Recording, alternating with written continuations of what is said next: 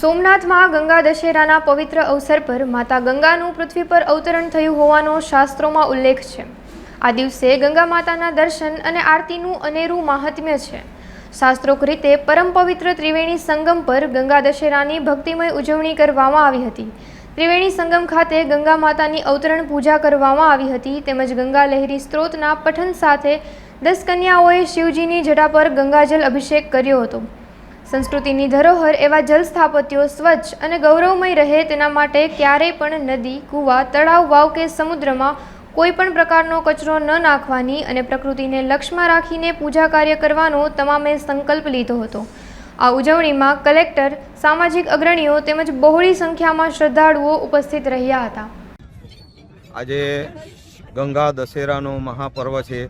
જેઠ સુદ દસમ અને આજે રવિવાર અને જ્યેષ્ઠ મહિનાની દસમને દિવસે ગંગા દશેરા ભગીરથીએ પૃથ્વી પર ગંગાજીને અવતરણ કર્યું હતું।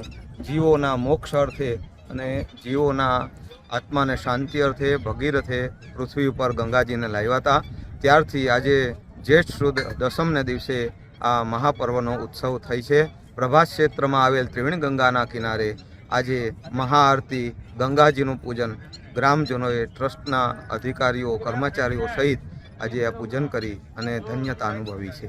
ગંગાજીનું અવતરણ નાની બાળાઓ જે દેવી સ્વરૂપ છે એના દ્વારા ગંગાજીનું અવતરણ જે થતું હોય એ પ્રમાણેનું દરેક બાળાઓએ ગંગાજી ભગવાન શિવજી ઉપર અભિષેક કરીને દરેકને યાદી અપાવી, દરેકને સ્મરણ કરાવ્યું કે આજે ગંગાજીનું પ્રાગટ્ય થયેલું છે।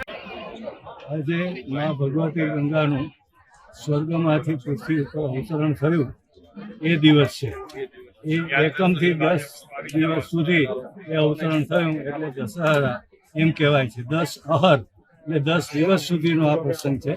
આજે આપણે એનું પૃથ્વી ઉપર અવતરણનો આનંદ અનુભવ્યો, એમની પૂજા કરી, એમને આવકાર્યા।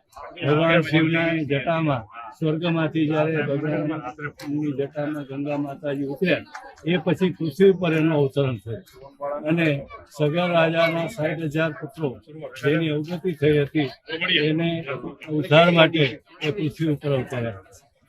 સગર રાજા અને એમના વંશજો 4 પેઢી સુધી અતિ તપસ્યા કર્યા પછી મા ભગવતી ગંગા એ પૃથ્વી ઉપર અવતર્યા અને ભગીરથ રાજાના સમયમાં એ પ્રસન્ન થયા અને ભગીરથ રાજાના આગેવાનીમાં એ પૃથ્વી ઉપર છે પાતાળ સુધી ગયા।